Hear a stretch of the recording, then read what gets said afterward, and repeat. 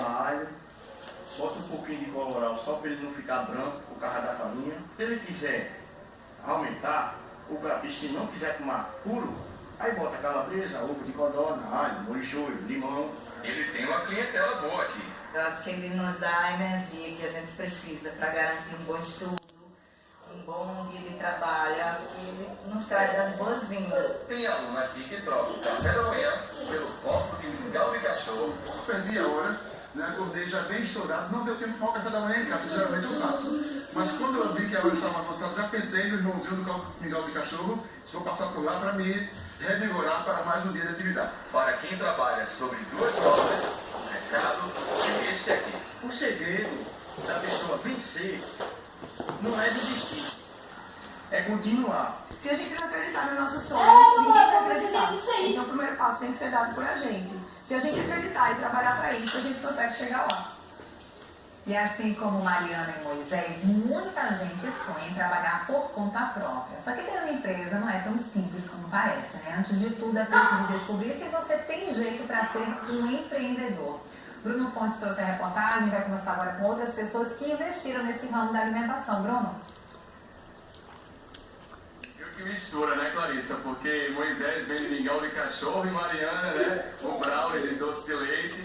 Mas o que a gente quer mostrar é que para cada área, inclusive onde eles param, tem um custo que é então esse produto. Nós estamos agora ao vivo aqui ao lado da Igreja do Espinheiro, aqui na Padre Silvino Guedes, Rua Padre Silvino Guedes, que é num food park, é um estacionamento, então, desses food trucks, eles ficam reunidos para receber essas pessoas. Ou então eles saem daqui e vão até essas festas, até então oferecer esses produtos. Eu vou passar para cá, Danilo Lopes, jornalista do Sebrae, tem aqui também Vanessa Baé, tem Sueli e Lucena, elas foram as pioneiras, trouxeram essa ideia desse estacionamento com food truck, mas eu quero saber de você que a gente já vê muito isso nas ruas do Recife.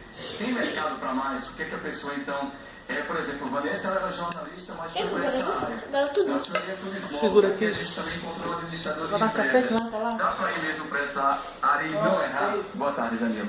Boa tarde a todos, boa tarde. Mas você não precisa nem fazer isso. Né? Mas existem alguns passos fundamentais, né, que inicialmente, assim, não necessariamente a minha oportunidade, o que eu imagino que vai dar dinheiro, o mercado vai absorver, então é fundamental fazer o planejamento, e eu acho que inicialmente para esse segmento de alimentos e bebidas, é se identificar com essa área, tem que gostar dessa área, até porque isso vai ser reflexo no produto, vai ser exatamente consequência no serviço, e o cliente vai sentir isso.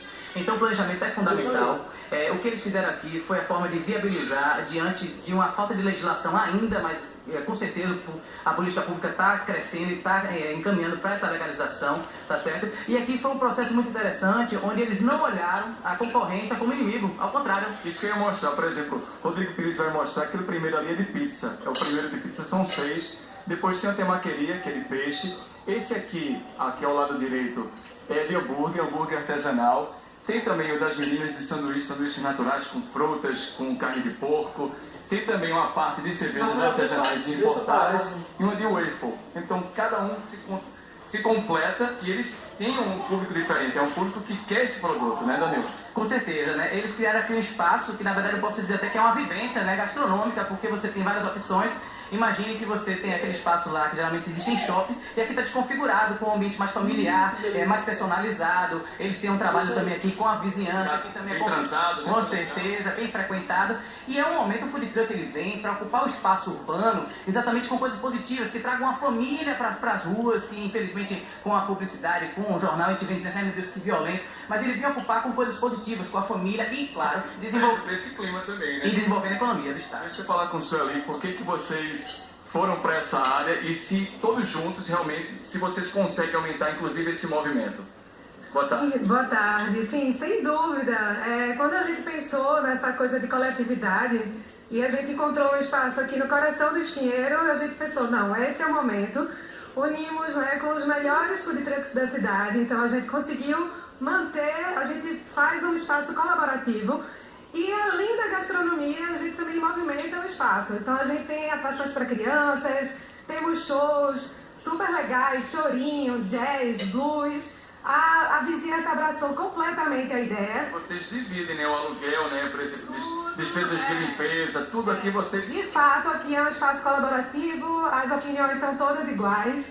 Não? Então a gente realmente fez disso um espaço construtivo, né? Que Não tem problema com a vizinhança. Não, pelo contrário, a gente toma um cuidado enorme, né, com o volume de som, até que horário a gente coloca música, a gente respeita todas essas questões e por isso, e também porque é um espaço super legal, eles abraçaram de fato a ideia. Agradeço a Vanessa Baé e a Sueli Lucena. Daqui a pouco eu volto com o Danilo e também com os outros empreendedores, eles são microempreendedores individuais. E daqui a pouco a gente vai falar sobre isso com uma pessoa, então, legalizar e ter, então, por exemplo, uma empresa sobre rodas. E se organizar direitinho aí com o dinheiro. Até já, Bruna. A gente vai para um rápido intervalo. A seguir sai no Porque as Roupas.